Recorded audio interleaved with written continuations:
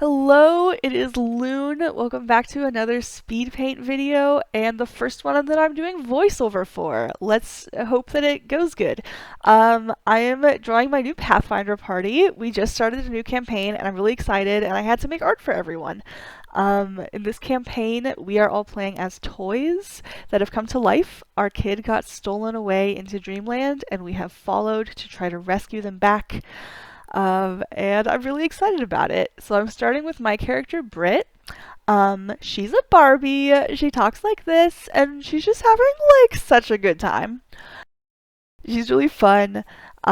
She's way more like hyper feminine than most of any of the characters that I've played, but I am having like a lot of fun with it. It's a very fun role to sort of slip into. So here you can see me sort of experimenting with some different outfits. With the other characters, I had a better idea of what they were supposed to look like before I started because I had the other players sort of tell me what they were supposed to look like. But for Brit, I did a lot of that sort of planning and problem solving on the page here. So you can see sort of the different ideas that I went through. I eventually settled on this sort of cheerleader look. For a couple reasons. I think it's very fun. I think it's very classically feminine. And also because the class that I went with for Brit is an Omdura, which I never even heard about before I started building this character.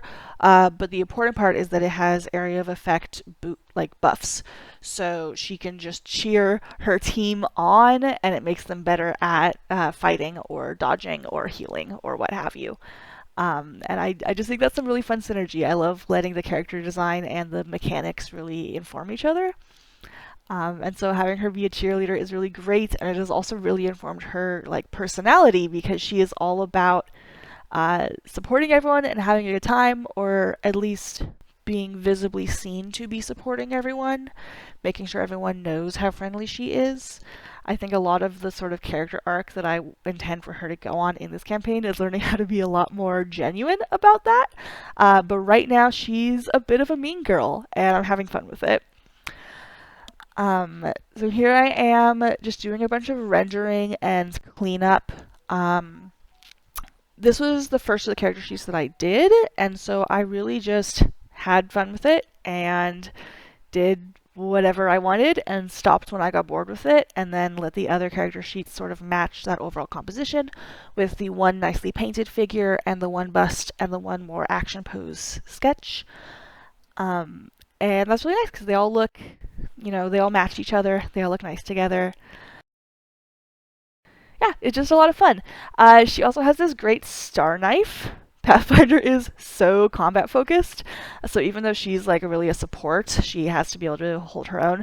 So yeah, she has this great star knife. This is sort of what her pom-poms turned into when she came into Dreamland and got to embody her sort of self-conception body.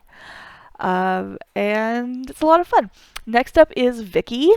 Vicky is a kitsune swashbuckler, and in her toy form, she is a origami fox, which I think is just so clever because kitsunes can transform between their fox and human forms. And so, as a toy, what she's doing is unfolding and refolding herself into a different shape. I just think that's so clever. I really love that. Vicky is played by my partner, and we have sort of plotted out a bit of an enemies to lovers arc between the two characters, which I love. I just think that's such a fun trope, and I'm like, we're only like 2 sessions in, and I'm already having such a blast playing that out and playing the like, I do not trust you, I don't like you, but I'm slowly learning to respect you dynamic. I think that's very fun. I had a bit of trouble with the swords here. Not a lot of practice with those, but references are your friend, references are my friend. I also had some trouble with the face. This is a very common issue for me, especially in these sort of 3/4 angle views, where I'll get basically a lot of elements of the face are at slightly different angles. The eyes are a little bit higher or lower than each other, that sort of thing. I think I got it figured out in the end, but it was a bit frustrating. Especially because this is my partner's character. I wanted her to look super duper good. Character design wise, she's sort of a cross between how my partner looks and Camilla Hecht from The Locked Tomb, who is another sword wielding badass woman character. So that's where I sort of grabbed this like haircut from and a bit of the attitude. But a lot of the character design on this one, my partner did and knew exactly what they wanted and were able to really guide me on like exactly which things were spot on and which things to change, which is honestly kind of relaxing. Like, I do really enjoy Creative Liberty Project where I can just do whatever I want with it and whatever I think looks good. But sometimes being very creative is hard, and it can be really nice to have someone else just tell you, like, this is exactly what needs to be done. And just being able to really focus on, like, executing that to the best of my ability and just, like, the process of it. I'm rendering here now, sort of going over all of the sketch lines and smoothing out all of the shadows. Before I like finally printed this off, I end up sort of pulling that back a little bit, just lowering the opacity on my rendering layer, because we decided that the sketchier look had a more sort of crispness to it that works really well with the folded paper origami character. But I'm still really glad that I did this. I covered up a lot of details that I didn't like and got to really bring the character into more 3 dimensions. Next up is Marks. Marks is so much fun. It uses its pronouns. It is a haunted doll or creepy doll, creepy clown doll. It is a toy that the child's mother had. So it's a bit old school. It has a bit of a superiority complex going on. It's pretty rude, a bit of a prankster. It has telekinesis. It's using Mage Hand all the time, so it's constantly like pickpocketing people and playing little pranks. And then when they get into combat, which happens all the time in Pathfinder, it is just a force of nature, like rubble and sand swirling around it, giant telekinetic, just like throwing everything in the room at the enemies, which is so like cinematic and intense. I really love just like sitting back and listening to those fights get described. I think it's so much fun. I do the cape here in this one giant block because I wanted it to look sort of translucent, which required putting it on its own layer. And then here I'm doing the sort of star pattern that is all over its clothes and its hat and everything. This is really just the same standard process that I'm using for all of these and that I tend to use in most of my projects that are sort of more self-directed.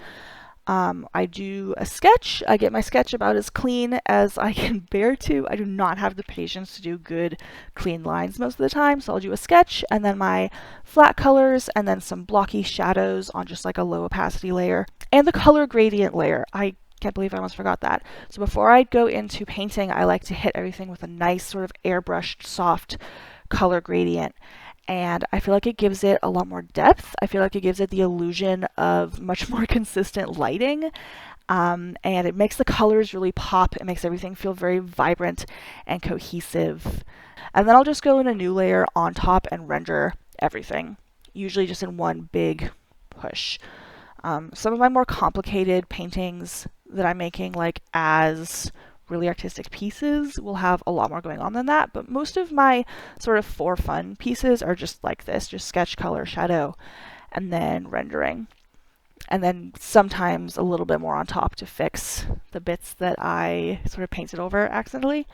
And then we get the little stars in the background here. It gets a little bit flickery for a second, and then we're on to Kingsley. Kingsley, I actually did try to do really consistent good lighting with and not just rely on the airbrush technique, because Kingsley is made of glass, because Kingsley is a chess piece. He's a Black King chess piece, and rendering glass nicely is like my white whale. It is such a dream of mine, and so I wanted to really put a lot of effort into getting his painted look to be very consistent and polished. I definitely had a little bit more trouble with getting this character to a place that I liked it than I did with the others, just because I don't have as much practice with really masculine characters, but I'm really happy with how it came out.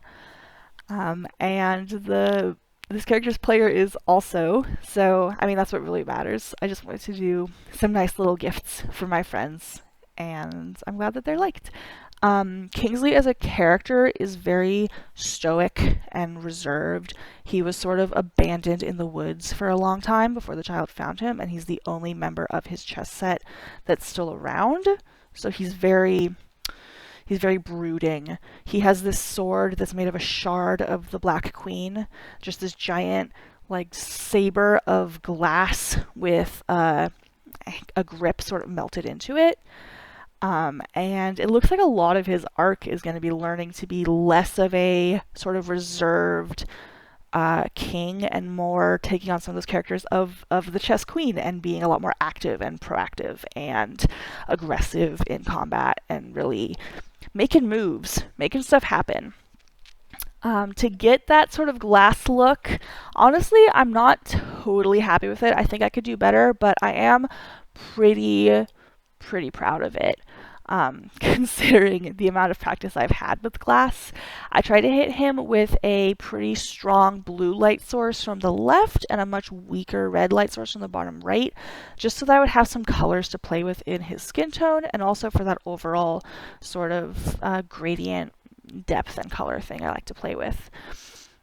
His boots I'm kind of just glossing over, but that's fine because he has a lot of detail going on in his face, and I'm really happy with like the posing and everything.